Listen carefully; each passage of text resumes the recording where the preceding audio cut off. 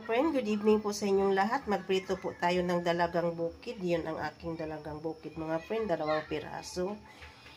Luto po natin mga friend kasi gabi na po, ulam ng hapunan. Yan, lagay na natin yung mantika. Yan mga friend. Prito tayo. Yan, lagay na natin ang ating isda mga friend.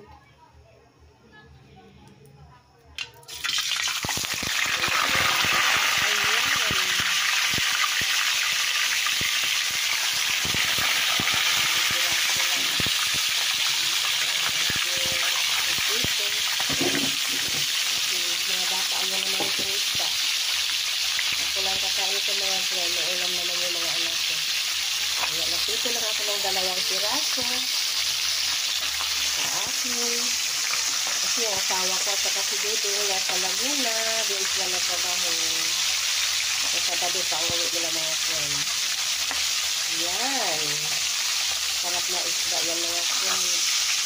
Yan ang mga friend, luto ng ating pritong isda mga friend. Gabi na po, tayo ay maghahaponan na po. Yan, luto ng ating isda.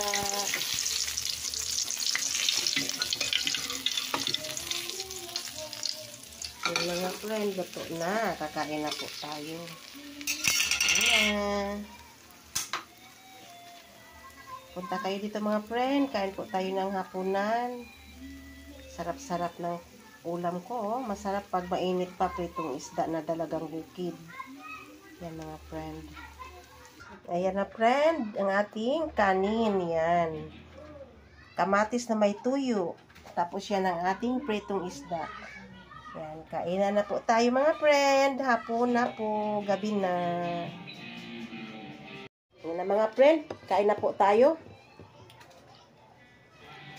Magkamay lang po tayo mga friend. Masarap magkamay pag nagkamain. Sarap. Masarap ang pritong isda pag mainit pa. Yan. Sarap.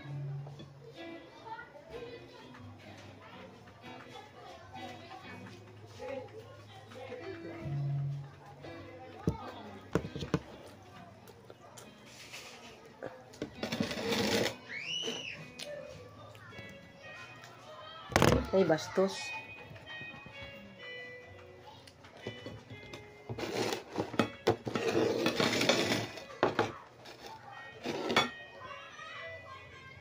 Yung ating sausawan, no? Tuyo na may kamatis. Napakasarap.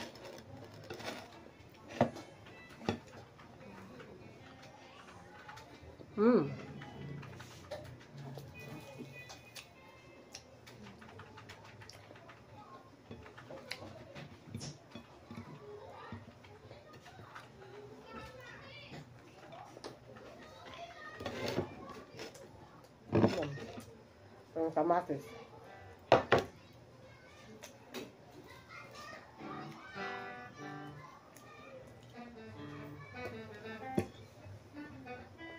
Maghapunan na po tayo mga friend.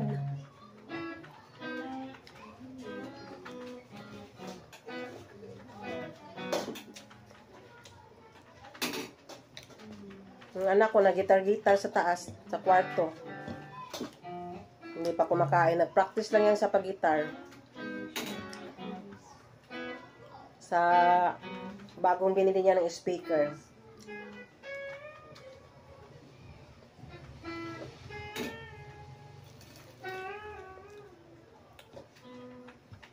Tapos yung guitar niya, sa kanya lang din yan mga friend. Binili niya.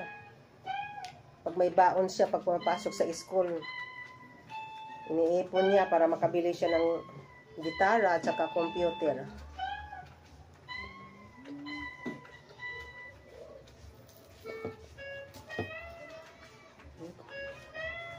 Galing mag-ipon yung batang yun.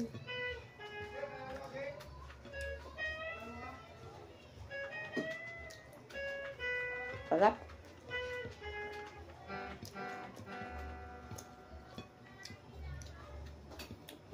Kain ulit ya. Kain ulit. Tumawag.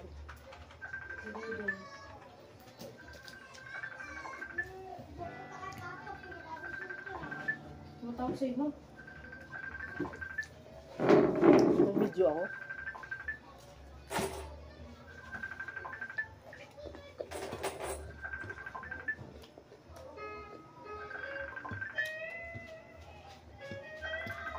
Payag ko ba si Dingdong? Sabihin mo, kumain ako.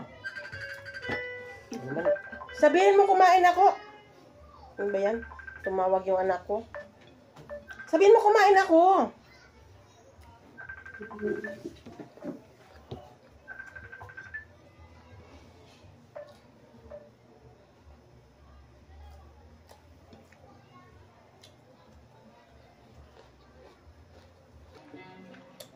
Ayan mga friend, tapos na po ako kumain. Naubos na yung kanin ko.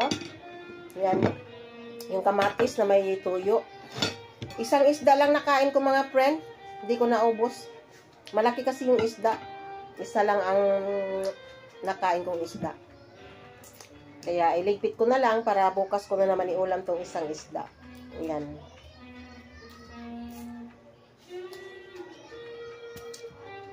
Ayan. Tapos na po ako kumain. Nag-practice ng gitar-gitar yung anak ko mga friend. Nasa taas. Hindi naman siguro copyright yun kasi nag-gitar lang naman siya. Practice lang. Mega love shout out po mga friend sa lahat-lahat ng viewers ko. At maraming salamat po sa lahat ng support nyo sa aking channel. I love you all. Thanks for watching. Bye-bye!